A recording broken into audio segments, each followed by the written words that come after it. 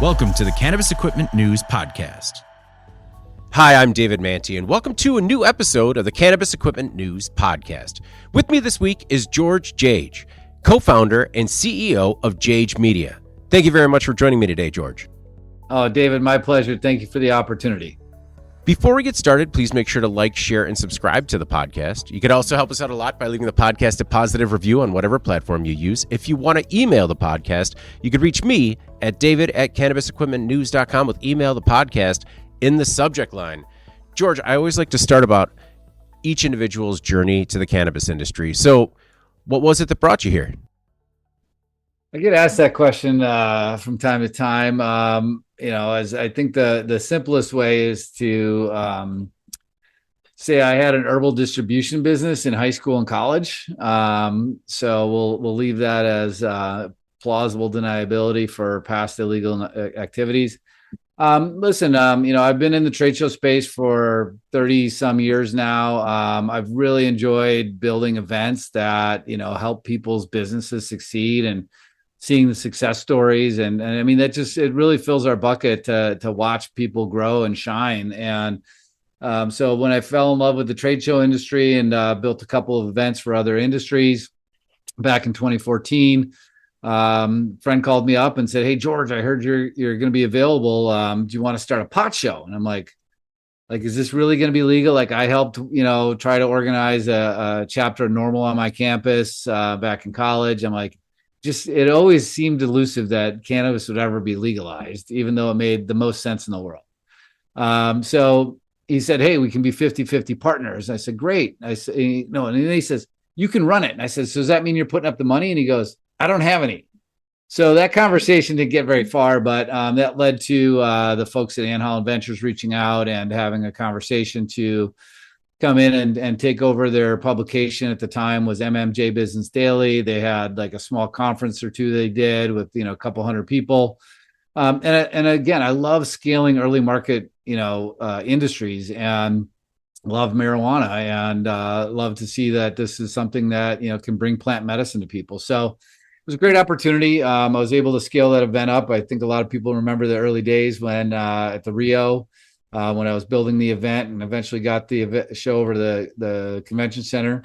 Those who know my story know that I had a little executive divorce with the owners. Unfortunately, left there and ran Dope Magazine for a minute, helped get that sold to High Times. And then we started MJ Unpacked and really, with a really clear vision of what we wanted to do. And that, cannabis is a consumer packaged goods industry, and that the trade show that the industry needs and eventually will be the most important is going to be focused around brands and retailers and licensed operators, not a supply side show. I mean, I'm not trying to throw shade, but I mean, part of the reason that MJBizCon is, half the size it was 3 years ago is because there's not any CapEx spend in the market, and that's a supply side show. Mm-hmm. The trade show business is a niche business. And, I sort of equate it to trade publishing, where people don't really understand that it even exists, despite your many attempts to describe it to them. But, when you're in it, when was it that you realized, like, oh, no, I'm in this and I love it and I'm actually really good at it? In the cannabis space specifically? Yeah. I would say it was the first show I did in 2014 at the Rio. So we, I'm new to the market, so to speak. I'm not new to cannabis. I'm not new to trade shows, but I didn't know what to expect. This was the first time that, anybody had done a trade show at scale. And I'm deeply observational about, how people interact at our events and, what's going to, create an experience for them, an instance that is going to make them, want to come back next time. To a large extent, I'm kind of like P.T. Barnum. Like, I want to bring people into the circus tent, blow their hair back, and have them go tell 10 friends to come to the circus next time. That's kind of what I do. But at a conversation with Betty Aldworth, who was the executive director at Students for Sensible Drug Policy, she came up and we were talking, we were getting to know each other, and she goes, "George, you know what? This is really amazing, but I'm never coming back." Really? What happened? Yeah, right. I'm like, well, tell me more, right? And She said, this is great, but you're not doing anything to support the advocacy of the space. And, a lot of people come into the industry for the business, but very few leave without being an advocate. And, really getting to understand, the movement, the struggle, the mass incarcerations, the, kind of racially biased enforcement of marijuana laws that cause great harm to communities. It's hard not to be passionate about these things. I mean, I guess, to some extent, I'm a bleeding heart liberal in some capacities. I'm more of a libertarian that I think people should be able to do what they want with their own bodies and their own time, and as long as they're not infringing on other people's rights. But, I fell in love with it, and Betty was right. And so, I immediately went back and we came up with an event that was at our trade shows that raised hundreds of thousands of dollars to support the advocacy groups in the space. When we started MJ Unpacked, we partnered with Last Prisoner Project. We had a concert at the House of Blues in Las Vegas and raised over $150,000 to help expunge and unincarcerate some of the people that are being held hostage by our federal government. I fell in love with that. And listen, the journey's is not to sound too quixotic, but it's the journey, right? It's about the journey, and the people that are on the journey in this space, you're talking about some of the most fascinating people that are doing it for non-traditional reasons to really, support this industry. Almost everybody's got some type of personal story that got them into cannabis, and those are fascinating for me to listen to. How do you build a successful trade show? Good question. Well, you're from Wisconsin, so let's just we'll call it the hold my beer and watch this shit strategy. I think listen, it's not easy usually. To build an event, it's a chicken and the egg. I need attendees to show up to make sure that the exhibitors are going to sign up, and I need the exhibitors to sign up to make sure the attendees show up. So getting out of the gate the first year or two is always a little bit challenging. And I think, what we did is took an approach of, really kind of putting our values out there very clear for everybody to see, and then living up to them and doing what we say we're going to do. Not something that happens in every business and every trade show out there. And those values were just that we wanted to focus on supporting the most important people in this industry, which are the licensed operators that are growing the cannabis, that are manufacturing the form factors, and that are selling it to the public responsibly, tested, safe, taxed, all those things that legal cannabis promise. And so we also wanted to make sure that there was a good value proposition to the people exhibiting. So we qualify everybody that comes into the event so that they're a licensed operator, a active cannabis investor, or a cannabis research scientist, because those are the people that are moving the needle forward. You need those people kind of in the petri dish to kind of make the primordial soup to really grow this into, some terra firma. And so, qualifying our audience like that, certainly significantly limits our addressable market. So it's not intuitive to kind of a capitalistic approach of, hey, we want to sell booths, we want to sell tickets. No, we want to create value. And I think, our philosophy and our value is that if we create value for our customers, they're going to come back and be with us the next time and the next time and the next time. And, I feel like 6 years into it, this will be our 10th show. People are really understanding that and understanding the difference between the product that we create and just, setting up some pipe and drape and selling $20 tickets to the public. Well, I hear that frequently about your shows, about the experience, about the networking, and about how it's happening at the show, not just after hours at third-party locations. How did you decide to, put all that on the trade show floor? Again, launching MJ Unpacked, we were, MJBizCon had some early mover advantage. There was one other show when I took over the helm in 2014. I think that show might be gone now. Next year there was 6. The next year there was 20. And there was that period of time that we, lived in where it's like, oh my God, there's a trade show every week. And there was, I think a disparity between what those events were and what the outcomes, created were. So when we designed the event, we knew we needed to be different. Something that adults have told me my entire life. You're different, George. No, I'm just kidding. So the we wanted to look at the things that people didn't like about the shows right now. One was unqualified buyers, right? You don't want to spend this money to go and set up an exhibit booth and have 60 or 70 of the people that come up to your booth trying to sell you something when you're the one paying to try to sell to somebody else. So we qualified our audience. We curated our conference programming. Like, peer-to-peer learning is always going to be the highest form of education. There's always new models coming out around how people learn and improve that thing. But we created committees of retailers across the country, brands across the country, cultivators across the country, researchers across the country. And we all we really do is we have a meeting every month with them so that they can get together and talk about what's going on with their business. And we get to actively listen and find out, like, what are the real problems that they're facing today? Is it the same problems that they're dealing with over on the East Coast that they're dealing on the West Coast?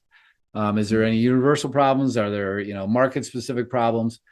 And my business partner and wife, Kim, and Adam, our current program director. I mean, like, they've done a really great job of taking all that information, being able to kind of curate the program, bring it back to those groups that we're listening to actively and say, does this make sense to you? And go from there. But the experience part's my favorite.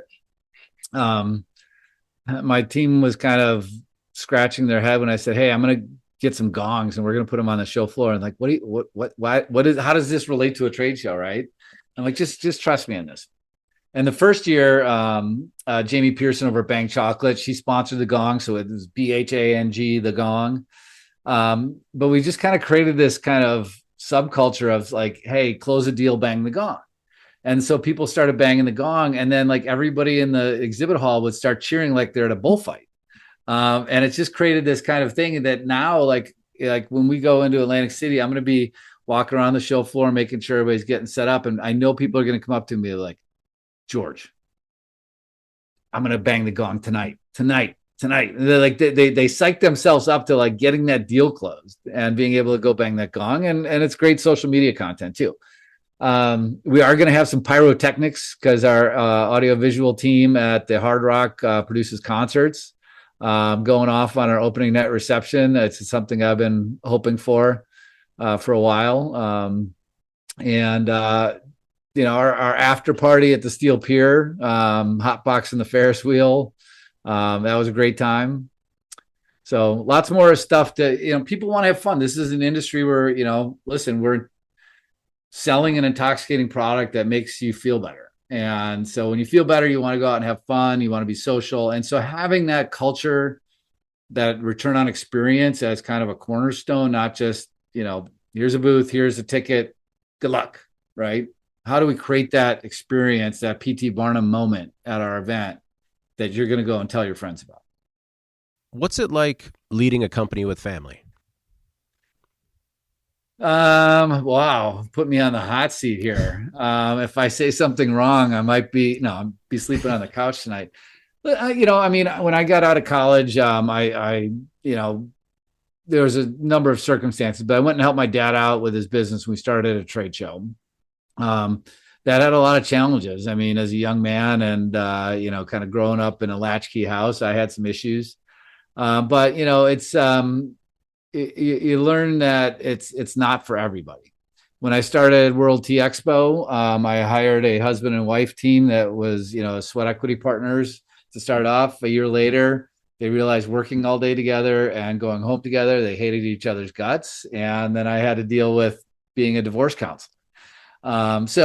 Listen, my wife is my very best friend in the whole world. And I mean that sincerely, not just, to get the all moment, but she's the one person who's always been there for me and that I trust implicitly. We fight nasty. We're, we get in arguments about stupid shit. We're trying to raise these two children into a world that's, big and scary and trying to manage through all that stuff together. So it's great. I think, it's again, not for everybody. And I think that the challenge is, being able to kind of walk away from work. And so when we sit down at the dinner table, if either one of us like, I don't want to talk about work, I'm fucking done. The other person's got to respect that. Yeah. No, I understand that. Sometimes you have to have that separation. Yeah. So as the former president of MJBizCon, as the former CEO of Dope Media, is that what you wanted to do different with Jage Media and your trade shows? Have fun? Yeah, I think, listen, I think, that's just my personality. If I like to have fun. A little bit of a jokester, for those who have spent some time with me. Like to push the envelope of, having a good time, sometimes too much. When I started at MJ Biz and we were all working from home, and I'm like, this is going to scale quickly. We need an office. I'm going to move my family up to Colorado, where one of the founders and Chris Walsh, the chief content officer, was, based, I think editor in chief at the time, and build the office up there. Like, this was a big move for a small company. And, we had gone from a couple people to, 10 people to like, hey, we're moving into an office. There's going to be cubicles, there's going to be doors and everything else. So I decided that it was an appropriate idea, against the wishes of maybe some of my superiors, to buy everybody in the entire office Nerf dart guns. And so once we got in the office, it was a fascinating social experiment. So usually like around like 1 or 2 in the afternoon, you're done eating lunch, your glycemic index is spiking and your brain's shutting down and you're trying to redirect energy to digesting food. You'd hear a psst, and somebody would shoot a dart across the office. And then the next thing you know, you've got 20 people running around the office shooting, Nerf darts at each other for like 10, 15 minutes. And everybody's energy level goes way through the roof. And then we finally call it a day. And everybody goes back to work, and I watch, and everybody's like super energetic. They're super productive, and they're finishing up their day strong. I just wanted to do it because I thought it'd be fun. But it had a real like serious business implication of, people feeling like, that they come to a space and, goof around a little bit. Nobody took it too seriously. And it was a lot of fun. After I left, that was immediately shut down. So, it's, I think if you don't create an internal culture with your own company of, being compassionate, being kind, telling jokes, I don't think that extends beyond your brand and doesn't come through with your brand. I mean, like, I think that one thing that we've been is authentic and consistent. That's 2 things. So, we want to have fun. And listen, this is a fun industry. It's full of challenges. There's some really hard times that everybody in the space has faced. So, when you come together and it's, get to see your friends, you're going to camp, so to speak. You want to go and just like kind of forget the world around you and just focus on, what can I do here? What can I do now? Was that part of the separation, the idea as to what the culture should be at the company? Yeah, I mean, for my separation from MJBizCon, yeah, 100%. I mean, I just, I think that there was.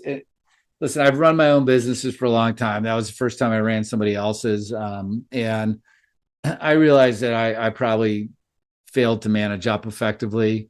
But I'm kind of that serial entrepreneur where like I want to just move things forward. I want to move them fast. I don't care if it's a little bumpy along the way. Some things might get broken, some things might fall off, but the ship's moving forward, right? And to have to stop and go back and explain that to my superiors, I just didn't do that very well. Mm-hmm. So no, but yeah, there was definitely a huge rift in the culture. I mean, the former owners of MJ Biz would frequently make comments that people who smoke pot are icky, and I'm like, that just horrified me in the context that why would you want to be involved in helping an industry out if you don't respect them? Right, that could be extremely problematic. I don't understand talking about moving fast, that entrepreneurial spirit. That's one of the things that I really enjoy, is that it's like, what, by the time they've had their 3rd meeting, we're already halfway there, Yeah. So one thing that I noticed is how careful you are to surround yourself with good talent. When it comes to building that team at Jage Media, how did you go about that, making sure that, you're building not just a strong culture, but a strong team? You know, luck. um, Listen, you know, Wendy Campbell, who's our vice president of sales, she's so exceptional. And I think at the core of the organization, when we started in the early days, it was Wendy, me, and Kim, really. And you know, we've added some phenomenal people I want to shout out too. But you know, I had the pleasure of working with Wendy. We when I came into Dope, I had asked them not to hire. There was a sales director position open. I asked them not to hire until I got there. They hired somebody anyways, and that person wasn't a good culture fit for that organization, and eventually kind of violated himself out of a job. And we had to hire a new sales VP. I met with a couple of people. I met with a bunch of people. And there was somebody who had looked so good on paper, and you know, all sorts of experience, super polished, and everything else. Comes in, has a very great interview. When he comes in, she does a great job interviewing, but she's more laid back, and she's like, I want to do this. This excites me. And she was driven by the opportunity more than the job description or the pay or the title. It was, she wanted to be a part of something like at Dope. And when we sat down and had the founders and the other team kind of chime in on this, and Wendy was a clear candidate. After we got that sold to High Times, both her and I kind of exited that situation. When we started this up, I wanted her on our team. That woman can go and I'll see her at an event and she'll be like, "Oh, David, good to see you. You know what? We met, 3 years ago. It was raining out, wind coming 5 to 10 miles an hour from the west. And you were telling me about your dog Fido and we're wearing a red sweater." I don't know how she remembers this stuff. She's got a gift, right? So she's really exceptional as far as, being able to, really be a consultative salesperson and, really build relationships, not just transactions. And that was important. Her lifelong friend, Zed Clark, joined us. He used to kind of come to our events and help out, and just, we needed to add somebody to the team. He's not necessarily a salesperson, but he came in, stepped into the job. He's an entrepreneur unto his own rights.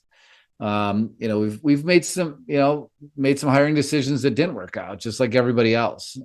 We've certainly known to hire fast and hire slow and fire fast, right? We don't always do that. We're just, we make the same mistakes everybody else does. That admission of failure is very difficult to stomach. Yeah. Listen, I've got volumes of my failures in life, but that's the thing. That's the fun part about life. This is why I think I love the cannabis space so much, is there's no certainty of anything. It's hard, but the rewards are really great. And if you can survive this, I think, there's a certain level of pride to take on being able to, tough it out, right? I think we're all at our best when we're challenged the most. So I think that's a highly motivating factor for me. Like I said, we've got great people. Evan, our marketing manager, we put out a post for our marketing manager, and we asked them to submit a video of why they should have a job, which was absolutely fascinating. And Evan came up and just literally nailed it. And we're like, he's the guy. He did a great job. We just, like I said, we've been very lucky to have very great people join our mission. We're a small company. Our pay is not the best in the industry. But the one thing everybody knows when they show up here is that they're going to be cared about. They're going to be heard, and they're going to have ownership in the company. What did he do in the video? Oh, it was a while ago. I forget. No, that's, when I hear it was a slam dunk. Same like when you mentioned, oh, sorry. I'll ask Evan to watch this, and then if he wants to post it in the comments, he can. That sounds great. I'd love to see it. You had mentioned that the previous sales associate that you worked with violated himself out of a job. What do you mean by that? He wasn't a good culture fit for the business. And there was some after hours behavior that just, eliminated his position very quickly. We'll leave it there. Okay. Just wanted a little more clarity on. Just, listen, and it's got to respect people that you work with, and if that gets breached, then it's impossible to repair. Well, talking about being a person that likes to push the envelope, have you ever been told no? Told no by some of those ideas that might have been pushing the envelope. Yes, I get told no all the time, and specifically by Kim. She keeps my feet on the ground for sure. Let me think of a good one.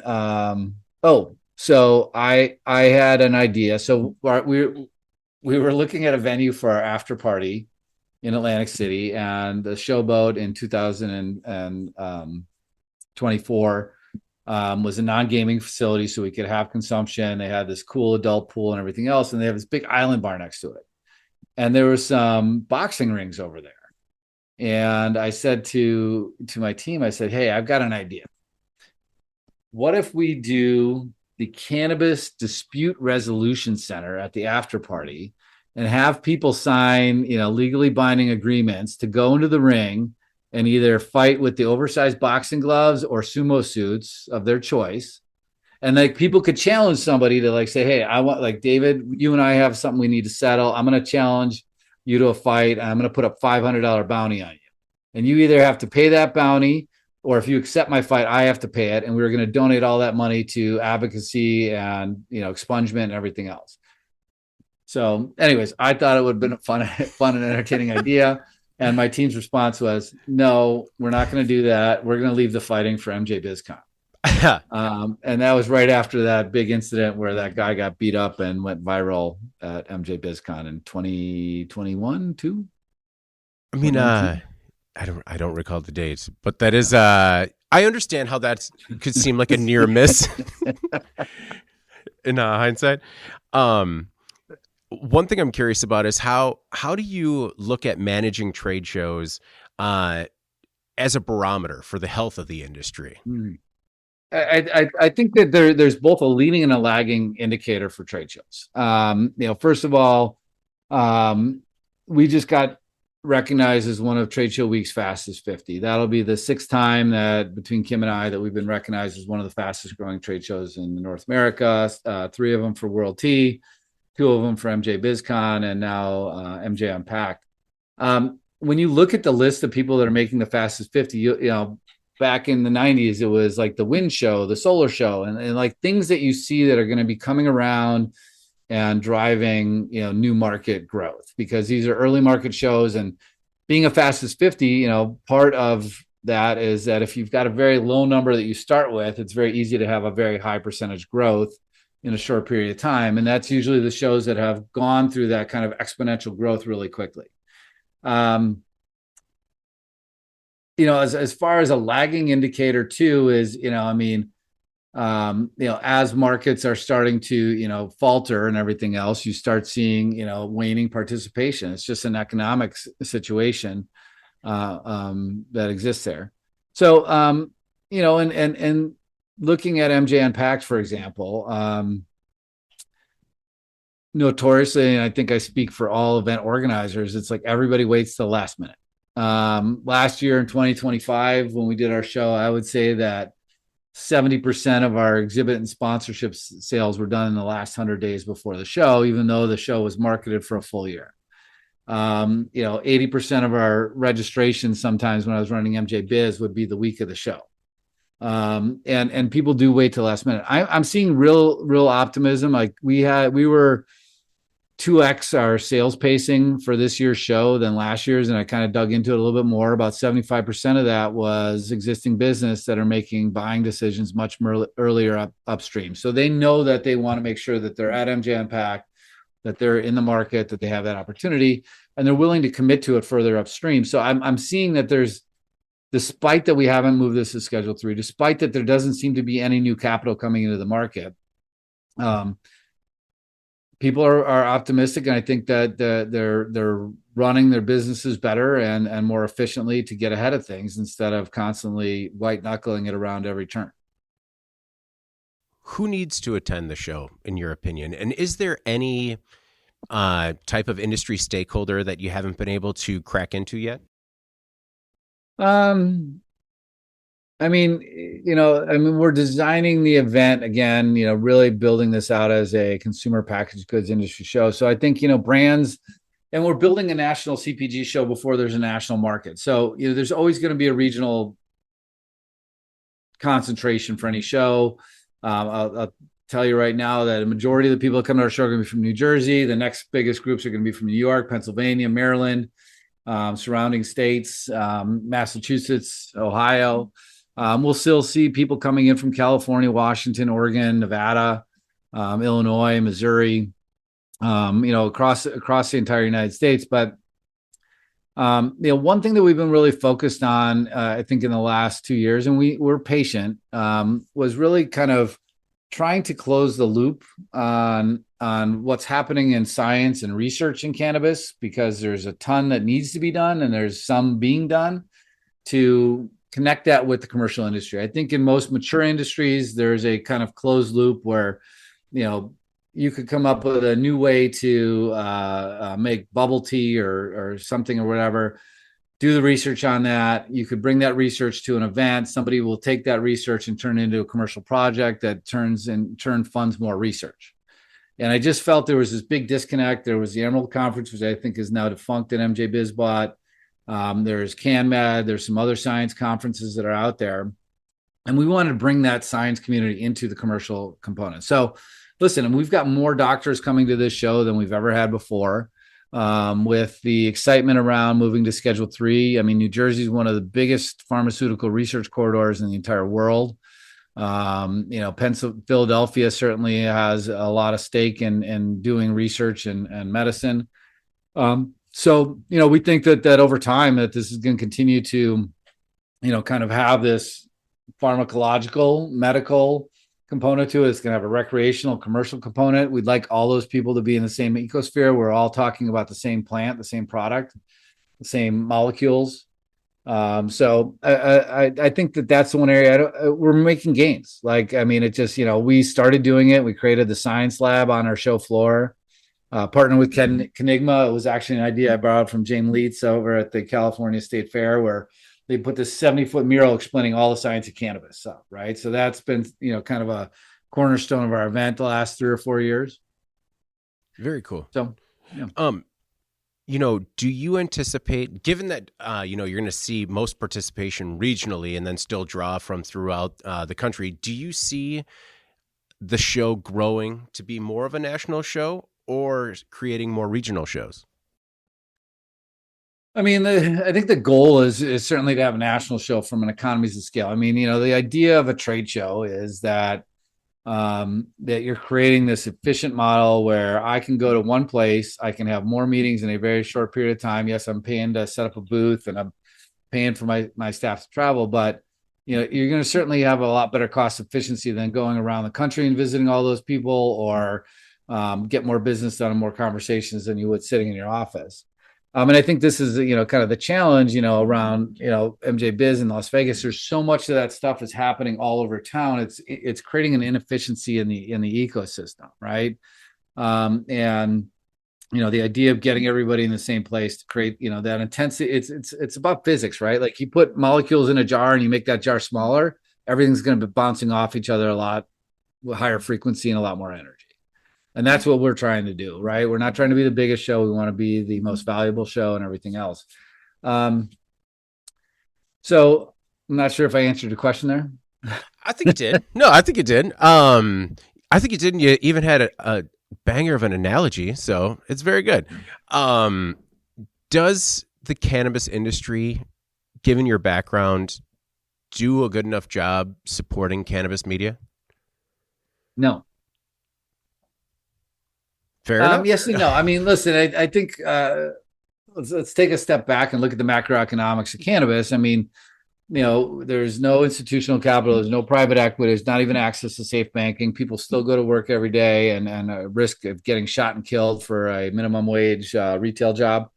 It's shameful. It's disgusting. And thanks Citizens United for making our entire elected officials a bunch of fucking grifters that are taking money and bribes to get legislation passed that benefit only a handful of people. All right, off my soapbox. When you're looking at any type of economic contraction, which cannabis has been in, and on top of the fact that it's a growth industry, so it needs more capital, not less capital. It's people are gonna have to make tough decisions. They're gonna have to be like, all right, maybe I can't afford to donate money to the Last Prisoner Project or the Weldon Project or Freedom Grow, that are like literally like life-saving organizations, or maybe I'm not going to join this association or that association. Those are some of the first things to go. I'm going to get rid of our subscriptions. I might not buy as much data from companies that are producing really good market data. And do I have money to advertise in cannabis equipment news? Do I have, travel budget to go to MJ Unpacked? So they're going to maybe they go from a full page to a quarter page. Maybe they don't pull out completely. Maybe they go from a headline banner to a small banner. Maybe they take a small booth and send 2 people. Sometimes they might just walk the show. Again, I feel I can feel and sense that there is a renewed optimism in the market. I think the people who are still standing are still standing because they're smart, they're good operators, so that their businesses are run better. And I think that the future is still very, very bright, and that the light at the end of the tunnel is decidedly not a train coming at us. It's actually the promised land where we can, get to Schedule 3 and eventually decriminalize this entirely.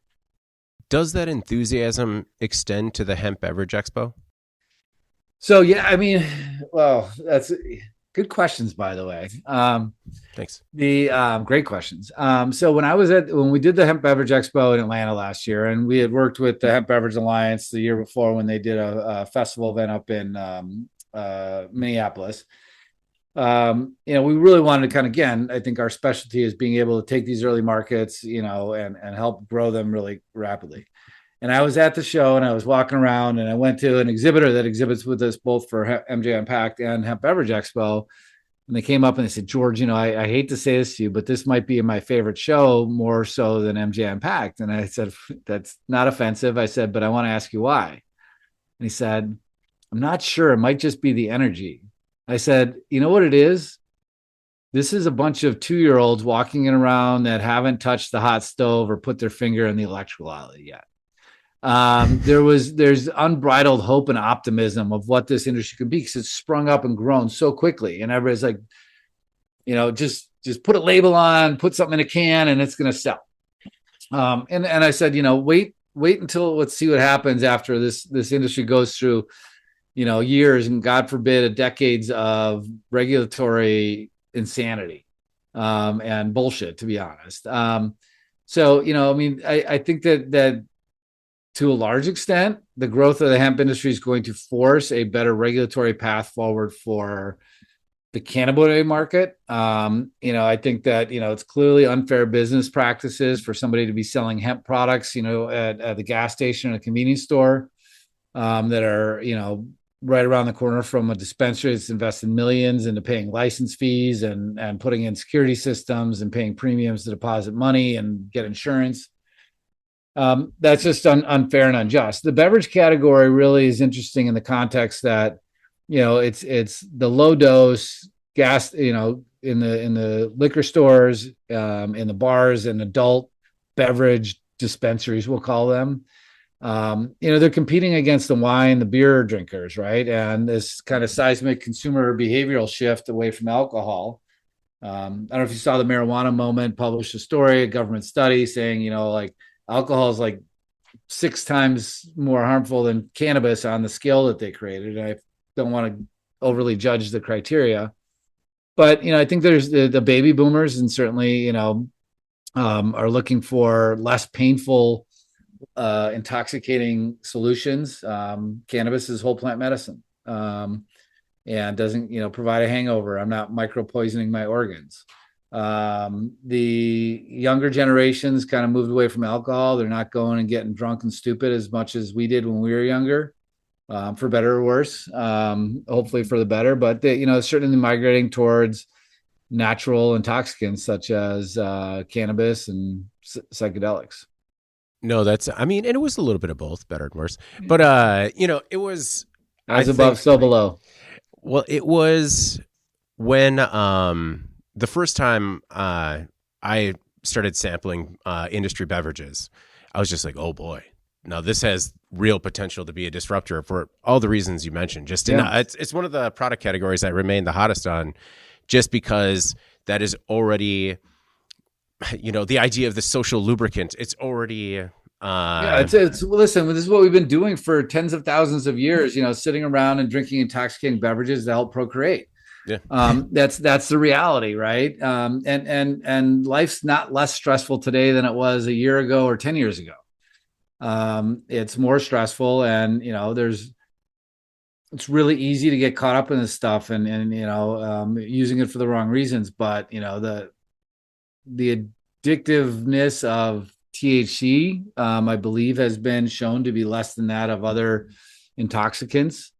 We know that this, is not perfect. There's risks associated with it, but it's not harming your human health. I mean, one of my favorite products in that market, and I hate to play favorites, but I really like the flavor profiles they came up with, and the product dosing was Bimble.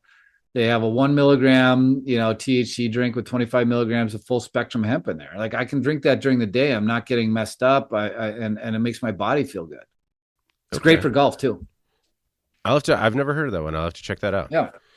Well, one thing that's been on the top of my mind ever since you jumped on was, could you tell me about that Packer helmet? Just because, based in Madison, Wisconsin, you have a couple of Packer fans in the studio. Are you a Packer fan? Yeah, you betcha, eh? So born and raised in Wisconsin, and I told you that sometime we're going to have a discussion about pickled turkey gizzards when I'm on the podcast here. So, I grew up outside of Milwaukee. I went to school up in Oshkosh, Wisconsin, affectionately known as UW0 by its alumni, and spent a lot of time in Wisconsin. I'm not a fair weather fan. I mean, I was there for the Don Magic Man Mikowski days. And, oh yeah.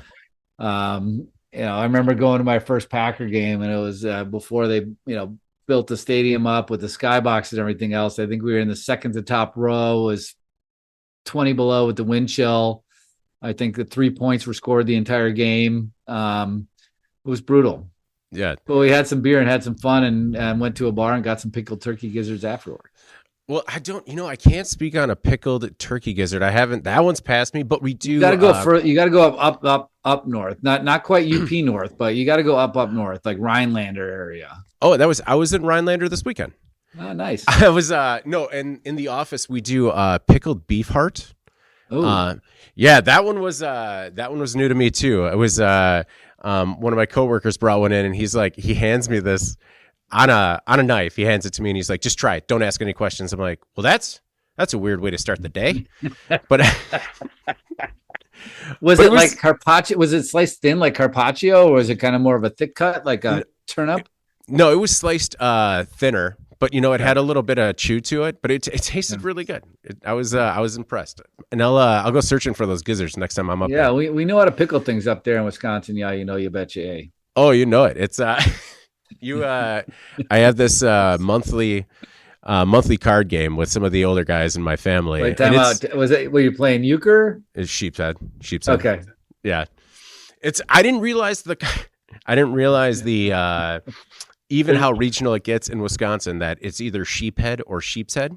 Like I said sheep's head, and my neighbor went crazy. Like, whoa, you've clearly misspoke. Like, whoa, easy. But I apologize for digressing into pickled items. There's a small segment of our listening audience that's going to absolutely find this hilarious, and then there's people like, what are they drinking up there in Wisconsin? Right. And the answer to that, folks, is everything we can get our hands on. It's true. Just like we'll get a boutique sheephead table set up at the show. So before we get out of here, and I do really appreciate you being generous with your time. Thank you very much. Thank you for the opportunity. I mean that sincerely. Thank you, David. Is there, and anytime, you're always welcome. Is there anything else that you want to make sure that the Cannabis Equipment News audience either knows about yourself or your work at Jage Media with MJ Unpacked Hemp Beverage Expo? I mean, we're here. We're committed, or should be committed. We're not going away. We are going to continue to just, find a way to support this industry and help it grow. We love doing what we're doing. We love being a part of our clients' success stories. We love meeting new folks in the industry that are coming in to cut their teeth and, help them find a way that they can add value. And, this is never going to be a zero-sum game. I mean, I think that, the bigger the pot that we all melt into, no pun intended, I think that's where this industry is going to grow. The one thing that I am hopeful for is that we see, better unification and some path forward for us to get rescheduled. I know that that's not everybody's end goal. It's not mine, but I think it's a great landing pad to get rid of the 280 tax code. I would love to see that money be returned back into investing into the people, into people's stores, into delivering better product to the customers. Then we can get to a point where we don't have these artificial state lines that, create, operational inefficiencies, and that everybody in the entire country, for that matter, the world, has access to mother's medicine. Hey, we're coming up on another election cycle, so at least we know that people are going to be talking about it, particularly in swing areas. Yeah. Well, thank you very much for taking the time. I really do appreciate it. Actually, one final thought. Do you see in the immediate future, do you see the trade show landscape getting bigger and more competitive, or do you see it getting smaller? I think it's getting smaller. There, like I said, there was a lot of shows, and I don't believe that the Cannabis Means Business event that's been held at the Javits for the last couple of years. I understand that that's no longer continuing. We've seen a few, like the Imperius Expo, NCIA had a trade show that's no longer in existence. There was another event up in Canada that's kind of gone aside. So I think at this point, I mean, there's a handful of events out there. I mean, MJBizCon still, kind of a benchmark on the calendar for everybody to go to Vegas. I don't think that the event itself is driving that. It's the activity that's happening outside the show, unfortunately, for the organizers. And I'd like to see that, efficiency be restored. I think that, again, we've been consistent, and people are that my sales team has talked to for 8 years that have said, no, thank you, no, thank you, no, thank you, are now calling her up and saying, I need a booth, I need a space. How do I get in?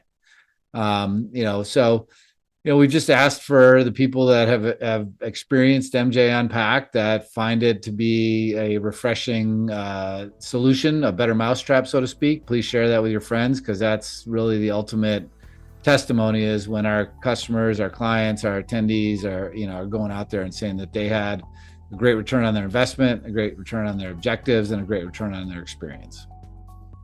George, thank you again for taking the time. And my pleasure again, David. Thank you. Before we get out of here, please make sure to like, share, and subscribe to the podcast. You can also help us out a lot by leaving the podcast a positive review on whatever platform you use. If you want to email the podcast, you can reach me at david@cannabisequipmentnews.com with email the podcast in the subject line. You can also subscribe to our daily newsletter. Make sure you get it delivered to your inbox first. For George Jage, co-founder and CEO of Jage Media, I'm David Manti. This is the Cannabis Equipment News Podcast, and we will see you next week. Welcome to the Cannabis Equipment News Podcast.